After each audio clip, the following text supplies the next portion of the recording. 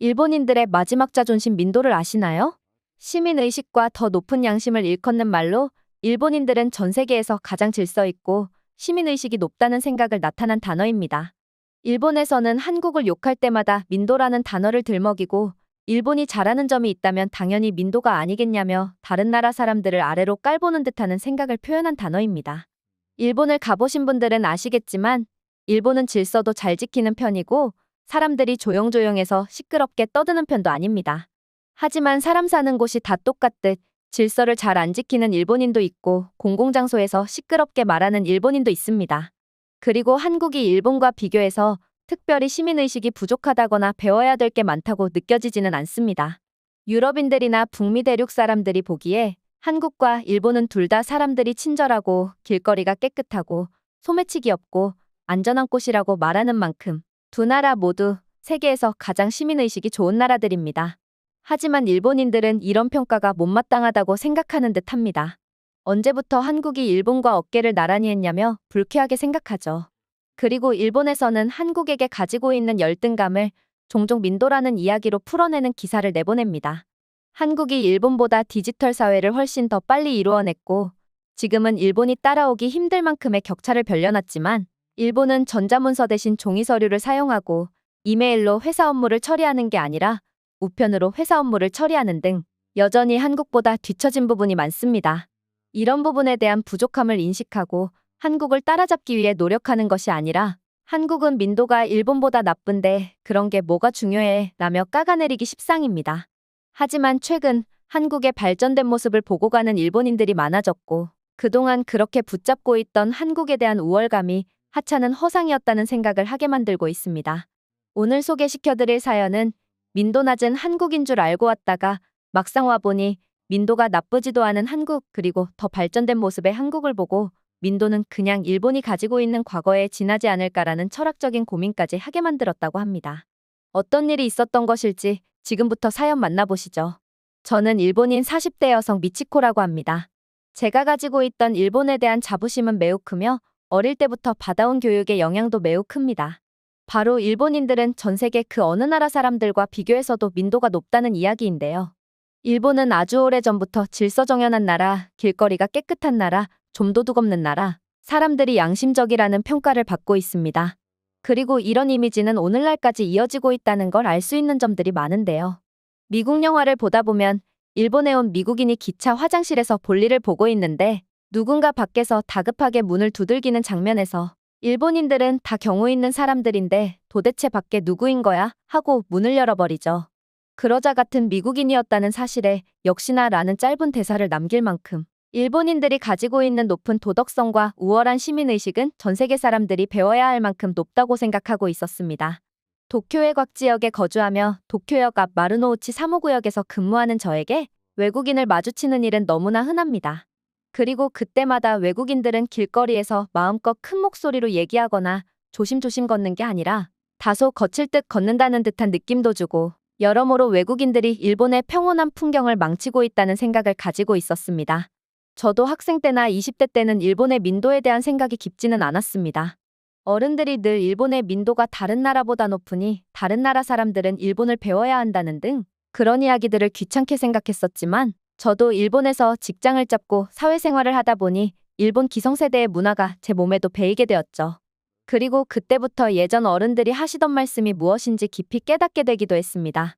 저도 항상 다른 곳에 가서 남에게 피해를 끼치지 않기 위해 노력하고 있으며 그렇지 못한 사람을 보면 외국인인가 라는 생각을 하고는 했습니다.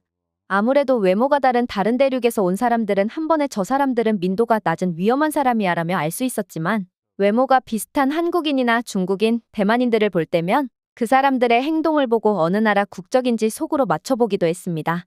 그리고 늘 조심하는 모습이 있는 일본인들과 다른 그들의 모습에 과거 한류팬 중 한 명이었던 저 또한 기성세대의 문화에 물들어 어느새 한국을 욕하는 단계에 이르게 되었습니다. 언제부터인가 제 인생에 일본의 민도가 가장 최고라는 생각 그리고 그 수준에 이르지 못하는 타국 사람들에 대한 무시 섞인 마음이 자리 잡았습니다. 그러다가 저는 한국으로 출장을 가게 돼야 될 일이 생기게 되었습니다. 회사에 신입사원 26세밖에 안 된 유우코와 함께 한국으로 향했습니다. 그리고 유우코는 요즘 4차 한류인가 뭔가 하는 그 세대에 빠져있는 여성이었습니다. 저도 20대 때 한국을 좋아했던 사람이기는 했지만 어릴 때의 기억일 뿐이고 세상은 다른 나라 문화를 사랑하고 좋아할 만큼 여유 있지 않다는 걸 유우코는 모르는 듯해 보였습니다. 제가 유우코 나이 때 한국에 놀러 가봤던 기억이 있었고 당시에 한국에 간다는 것 자체만으로도 신기했었던 기억이 있지만 이제는 그렇지 않았습니다. 유우코는 한국에 가는 걸 굉장히 좋아했지만 저는 단순히 일적으로 가는 것이라는 생각 그리고 일본보다 낮은 시민의식을 가지고 있는 한국에서 어떻게 지내야 하는지 걱정이 앞섰다면 앞섰지 기대감이 결코 있지는 않았습니다. 그리고 한국에 도착했습니다. 한국에 2달간 장기 체류해야 하는 상황이라서 일반적인 호텔보다는 한국에 가정집을 대여해주는 에어비앤비를 통해서 한국 사람들이 거주하는 일반적인 아파트 중 한 곳을 빌렸습니다. 호텔보다 장점이 많았던 것이 자유롭게 취사가 가능하고 일본에서 받아볼 수 있는 우편물을 받을 수 있고 무엇보다도 호텔보다는 훨씬 넓은 공간에서 생활할 수 있기 때문에 한국의 일반적인 가정집을 대여했습니다. 가격도 호텔과 비교해서 별다른 가격 차이도 없었기 때문에 회사의 측에서도 출장 가는 입장에서 회사의 비용까지 생각해주다니 고맙다고 말하는 상황이었습니다.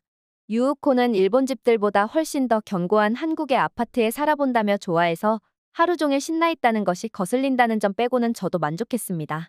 그리고 정신없이 이곳에 짐을 풀고 출근을 하기 위해 유우코와 함께 정장을 입고 집 밖을 나섰습니다. 그리고 한국인들이 거주하는 일반적인 아파트는 엘리베이터가 설치되어 있었으며 일본에서 엘리베이터라 함은 고층 상업 건물에나 가봐야 탈 수 있는 것인데 한국인들이 엘리베이터를 매일같이 탄다는 사실에 양국이 다른 점이 꽤나 크다 싶었습니다. 그리고 출근을 하며 공동 현관문 앞에 있는 우편함에 다양한 우편물들이 각 호실에 끼워져 있었습니다. 별도의 잠금 장치는 없어 보였습니다. 심지어 어떤 우편함은 문이 열려 있기도 했고 제대로 된 관리가 안 되는 것인가 싶었습니다. 일본에서는 우편함이라고 하면 자고로 문이 잠겨져 있어야 하며 열쇠를 가지고 문을 열어서 우편함에 쌓여 있는 우편물들을 직접 수거해야 하죠. 게다가 그렇지 않으면 도난의 위험성이 있기 때문에 당연히 우편함은 상당히 견고해야 하고 비밀 유지가 잘 되어야 한다고 생각하는데 한국에서는 그런 개념이 없다는 점에 놀랐습니다.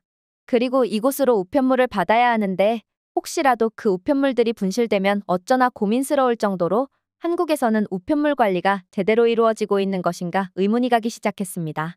지저분하게 널브러진 우편물들 그리고 누구나 쉽게 접근할 수 있게 만들어진 구조가 이해가 되지 않았습니다.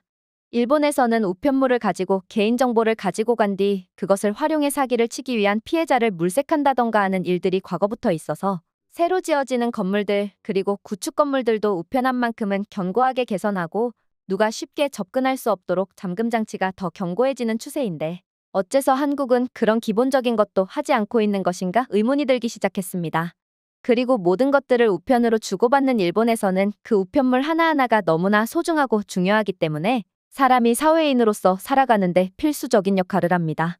심지어 코로나 기간 우편물로 코로나 백신 접종 신청을 해야 하기도 했고 각종 보조금 신청 또한 우편물로 해야 하는 등 정말 중요한 것인데 어째서 한국은 그런 우편물 관리를 소홀히 하는 것인가 의문이 가기 시작했습니다. 유우코도 한국의 우편물 관리 실태를 보고 놀라기도 했습니다. 한국에는 우편물 산업이 쇠퇴하다 못해 망해버린 건가 싶었지만 출근하기 위해서 걸어가는 길에 한국의 우체국은 굉장히 세련된 건물에 그 안에서 근무하는 직원도 상당수 있을 만큼 한국의 우편 산업이 결코 쇠퇴했다고 볼 수 없었습니다. 그리고 제가 일본으로 보고서를 작성해 국제우편을 보낼 때에도 한국에서 어떻게 우편 업무를 처리해야 하는지 알아야 했기 때문에 한국의 우체국에서 일본으로 국제우편을 보내는 것을 공부해오기도 했는데요. 한국은 처리 속도도 빠르고 수수료도 합리적이고 친절하다는 평가가 많을 만큼 우체국의 기능은 충실했습니다. 그런 나라가 우편물 관리가 엉망이라니 일본에서는 여러 가지로 꼼꼼하게 신경 쓰는 분인데 한국에서는 그렇지 않다는 점이 역시나 민도가 낮은 한국인가 라는 의문이 드는 게 당연했습니다. 그리고 그 의문이 해결되는 데는 오래 걸리지 않았습니다. 놀랍게도 제가 출근한 한국 회사의 사무실 건물에서도 우편물 관리가 깔끔하게 안 되어 있는 듯한 모습이었습니다. 역시나 회사에 들어오는 중요한 서류가 있을지도 모르는 우편함이었는데도 불구하고 누구나 접근할 수 있게 만들어져 있었습니다. 한국의 가정집보다는 더 깔끔하기는 했지만 그렇다고 해서 완벽한 보안을 보여주는 수준이 아니었거든요. 그리고 이 사실에 너무나 놀라서 한국에 체류하고 있던 기존 일본인 직원에게 이게 어떻게 된 것이냐며 물어보기도 했습니다. 먼저 한국에 와서 체류하고 있던 나오미는 작은 미소를 띠며 한국에서는 일본과 우편 문화가 다르다며 설명을 이어갔는데요. 일본에서는 잘 듣지 못한 이야기인데 한국을 포함한 많은 선진국들에서 우편 업무는 축소화되고 있고 나중에 없어질 산업으로 우편 사업을 꼽고 있다는 이야기를 했습니다. 일단 이 이야기를 들었을 때 굉장히 놀랐지만 모든 것이 디지털화되고 있는 세계의 흐름이 있으며 심지어 그 안에서 한국은 굉장히 빠른 속도로 디지털 사회로의 완료를 만들어내고 있다고 했습니다. 느리고 불편한 종이 대신 디지털 문서가 일반화되어 있고 환경운동과 맞물려서 전자문서를 주고받으면 정부의 혜택이 주어지는 등 사소한 곳에서도 낭비를 줄이기 위해서 노력하고 있다는 사실을 말해주었습니다. 그리고 한국에서는 우편물이 중요하게 생각되는 것이 아니기 때문에 일본과는 다른 문화를 가지고 있고 한국은 일본과 비슷하면서도 중요하게 생각하는 것과 그리고 그 초점이 매우 다르다며 한국에 적응하려면 시간이 좀 걸릴 거라는 이야기를 해주었습니다. 우편물 관리가 일본보다 깔끔하게 되지 못하고 있는 한국의 실정을 보고 민도가 낮은 한국이라서 어쩔 수 없나 보다라는 생각을 가졌던 제가 그 생각을 입 밖으로 꺼냈다면 아주 커다란 망신을 당할 뻔한 일이었습니다. 한국에서는 이미 모든 서류들이 이메일 또는 전자문서로 만들어졌으며 결제 또한 디지털 서명이라는 것을 사용해서 위조 방지 및 철저한 보안 속에서 서류가 오고 간다는 사실을 알게 되었고 심지어 한국의 대형마트에서는 전자영수증 제도를 시행하고 있으며 점차 그 역이 확대되고 있다는 사실은 매우 놀라웠습니다. 이때 어쩌면 한국보다 민도가 높은 일본이라는 자부심이 과연 이곳에서 소용이 있나 싶다는 의문이 생기기 시작했습니다.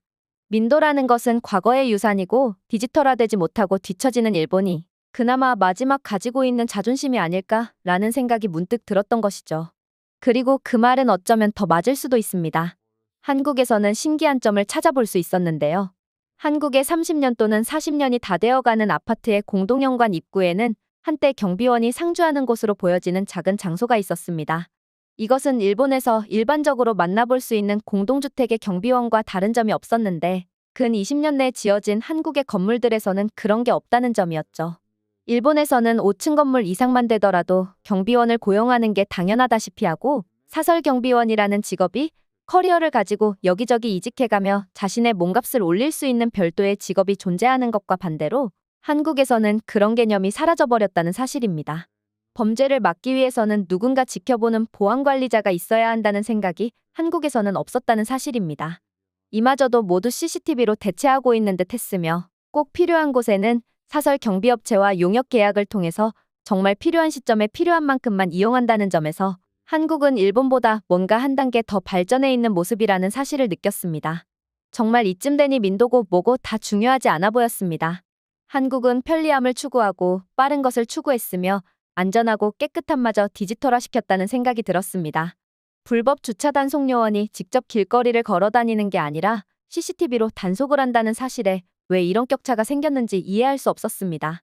20년 전쯤 한국에 왔을 때는 한국이 일본보다 더 발전해 있고 더 빠른 사회라는 그런 점들을 느낄 수 없었고 당시에 한국이 빠른 디지털 사회로의 전환을 하겠다며 포부를 내걸었을 때 일본도 하지 못한 것을 어떻게 한국이 할 수 있겠냐며 한국을 좋아하기는 하지만 그건 아무래도 무리가 아닐까라는 생각이 있었는데 제 생각을 비웃기라도 하듯 한국에서 볼 수 있는 모습은 충격 그 자체였습니다. 그리고 변해버린 한국의 모습은 이뿐만이 아니었습니다. 제가 오래전 한국에 왔을 때도 역시나 대중교통 환승 시스템이라는 것이 있었고 당시 일본에서는 한국이 국민들 세금을 가지고 위험한 장난질을 한다며 한국의 대중교통 환승 시스템에 대해서 날선 비판을 했던 게 기억납니다. 세상에서 가장 복잡한 지하철 노선도를 가지고 있는 도쿄에서는 한국에서 도입한 시스템 자체가 불가능한데 한국이 도입한 말도 안 되는 대중교통 시스템에 많은 나라들이 그걸 따라하려는 움직임이 보이자 일본은 불가능하다라고 말하는 게 아니라 한국이 미친 짓을 하고 있다고 뉴스를 내보내기도 했을 만큼 그 환승제도가 얼마나 유지되겠냐에 대해서 굉장히 회의적인 시각으로 기사를 내보내기도 했죠. 저도 그 기사를 읽어보았었고 오래전 한국에서 대중교통 환승제도를 잘 이용하고 다녔지만 나중에 언젠가 한국에 오게 되면 일본에서 봤던 기사의 영향을 받아 이것 또한 없어지겠다는 생각을 가졌었거든요. 하지만 시간이 한참 지난 지금 여전히 한국에서는 과거 시범운영을 넘어 지금은 그 영역을 엄청나게 넓혔으며 국민들 사이에서도 거리비례 요금제가 당연하고 합리적이라는 생각을 가지고 있다는 점이었습니다. 여러 번 환승해서 노선을 갈아타며 이동하다 보면 일본의 교통비와도 심하면 5배까지 차이 나는 모습에 상당히 놀랄 수밖에 없었습니다.